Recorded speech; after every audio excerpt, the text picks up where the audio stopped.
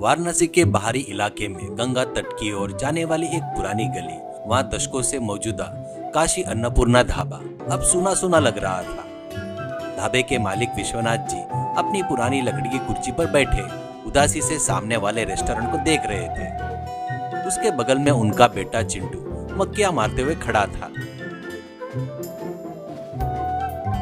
पिताजी, ऐसा लग रहा है कि हमारे चूल्हे की आग से ज्यादा आपकी आंखों में आंसू है।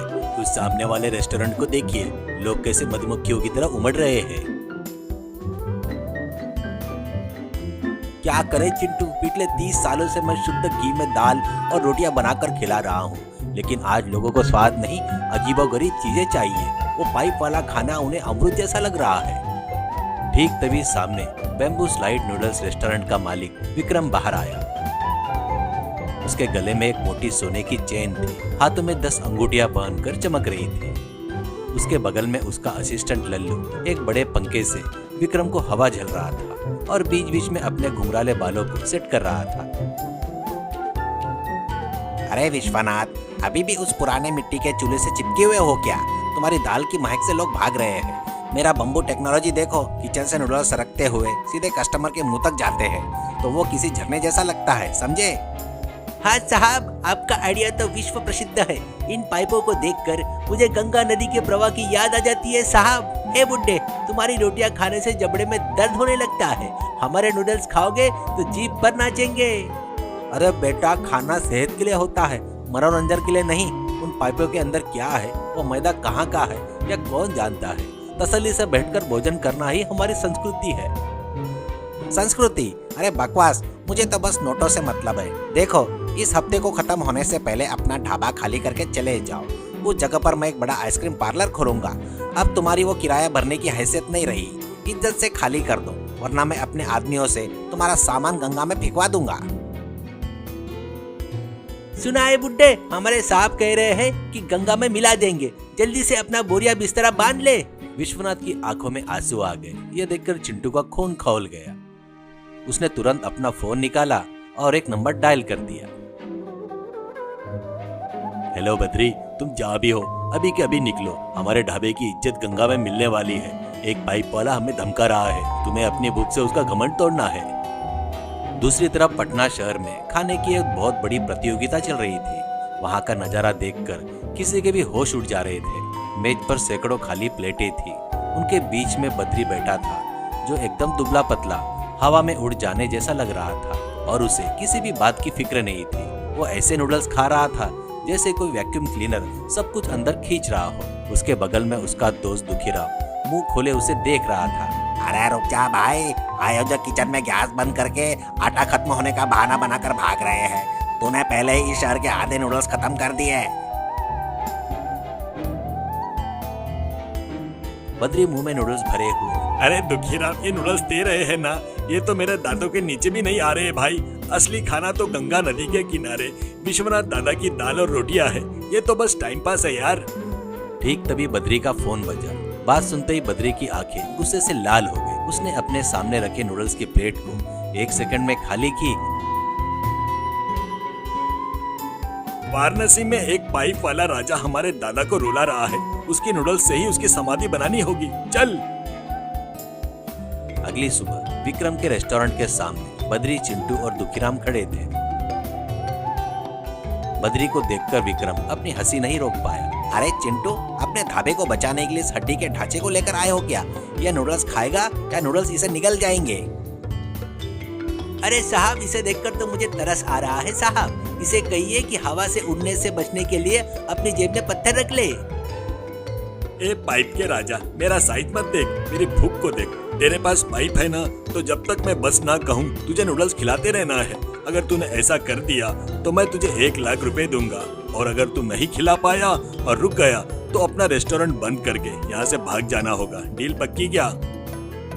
1 लाख रुपए? क्या तेरे पास 100 रुपए भी है क्या? बद्री ने दुखीराम की ओर देखते हुए कहा। दुखीराम, वो गठरी दिखाओ। दुखीराम ने एक पुराने कपड़े की गठरी खोली। उसमें बद्री द्वारा खाने की प्रतियोगिता में जीती गई इनाम की राशि की गड्डियां भरी हुई थी। उसे देखकर विक्रम के मुंह में पानी आ गया। ठीक है सूखी लकड़ी, शर्त पक्की। कल सुबह तेरी अंतिम यात्रा शुरू होगी। ये पाइप लगातार बहते ही रहेंगे। तूने उल्टी भी कर दी तब भी मैं नहीं रुकूंगा। अगली सुबह विक्रम के रेस्टोरेंट में भारी भीड़ जमा हो गई। विक्रम के रेस्टोरेंट का सेटअप बड़ा ही अजीब था। किचन से 3 बड़े बांस के पाइप बाहर की ओर निकले हुए थे। उनमें से आधे कटे हुए पाइप ग्राहकों के सामने पटरियों की तरह जा रहे थे। किचन में कुक जैसे ही नूडल्स डालते वे पानी के साथ सरकते हुए तेजी से आ जाते। बद्री टेबल के सामने बैठा और अपने चॉपस्टिक को तलवार की तरह पकड़कर रखा। अरे रसोइयों से कहो स्पीड बढ़ा दे, इससे पहले कि यह 1 गिलास पानी पिए 5 प्लेट अंदर चली जानी चाहिए। शर्त शुरू हो गई। पाइप से पहली बार नूडल्स तेजी से आए। बद्री ने उन्हें पकड़ा और 1 सेकंड में मुंह में डाल दिया। वो नूडल्स चबा नहीं रहा था, बस निगल रहा था। 10 मिनट बीत गए। बद्री ने 50 प्लेटें खाली कर दी।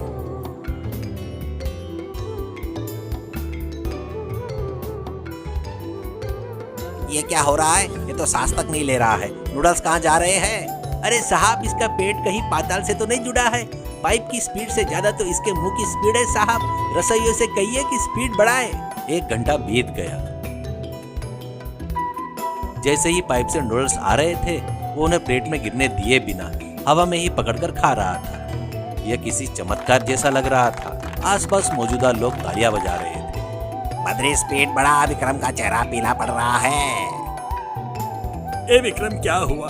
नूडल्स क्यों नहीं आ रहे हैं? क्या पाइप में चूहे फंस गए? स्पीड बढ़ा, मेरी भूख बढ़ती जा रही है। विक्रम घबराते हुए किचन में भागा। वहां रसोइया पसीना पसीना होकर आटा गूंद रहे थे।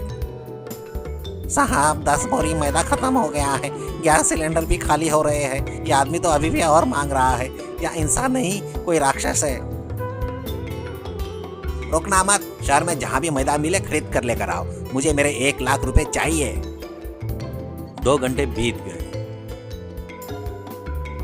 बद्री अब नूडल्स खाते खाते डांस कर रहा था। उसके खाने से विक्रम के रेस्टोरेंट का सारा नूडल्स का स्टॉक खत्म हो गया। आखिरकार किचन से कुक बाहर आया और पैरों पर गिर गया। साहब अब मेरे बस की बात नहीं है। आटा खत्म हो गया है, सब्जियां खत्म हो गई, यहाँ तक कि मसाले भी खत्म हो गए। बद्री जी तो अब इन पाइपों को भी खाने वाले लग रहे हैं। मैं तो भाग रहा हूँ। ए विक्रम, क्या हुआ? नूडल्स क्यों रुक गए? मेरा पेट अभी भी 40% खाली है। जल्दी भेजो वरना शर्त हार जाओगे। विक्रम ने सिर झुका लिया। लल्लू डर के मारे छतरी के पीछे छिप गया। पंचायत के बुजुर्गों ने अपना फैसला सुनाया। विक्रम, बद्री ने बस नहीं कहा, तुमने ये हाथ खड़े कर दिए, इसलिए शर्त के अनुसार बद्री जीत गया। तुम्हें यह गांव छोड़कर जाना होगा और अपना रेस्टोरेंट को यहीं छोड़ना होगा। विक्रम रोते हुए, साहब मैं अपनी सारी संपत्ति इन पाइपों में ही लगा दी। अब मैं कहाँ जाऊँ? विश्वनाथ आगे आकर धीमे स्वर में, अरे देखो विक्रम, व्यापार दूसरों को रुलाने के लिए नहीं होता है। तुमने धोखे से कमाने की सोची है, इसलिए इन पाइपों ने तुम्हें ही निगल लिया। अब भी वक्त है, ईमानदारी से जीना सीख लो। दादाजी, इसके पाइप वाला खाना खाकर मेरा गला सूख गया है। मुझे 10 पराठे और दाल खिलाइए। असली खाने का स्वाद इसे भी चखाते हैं। विक्रम को गलती का एहसास हुआ और वो वहां से भाग गया। लल्लू भी अपनी कंघी फेंक कर उसके पीछे पीछे चला गया। विश्वनाथ जी के ढाबे में फिर से लकड़ी का चूल्हा जल उठा। बद्री पराठे खा रहा था और सारे लोग फिर से उसी पुराने ढाबे की तरफ कतार लगाकर खड़े हो गए। सीख, लालच और घमंड हमेशा पतन का कारण बनते हैं। जो लोग कड़ी मेहनत करते हैं और ईमानदार होते हैं, भगवान किसी न किसी रूप में आकर उनकी रक्षा जरूर करते हैं। भोजन का अर्थ स्वास्थ्य होता है और धोखे का अर्थ विनाश।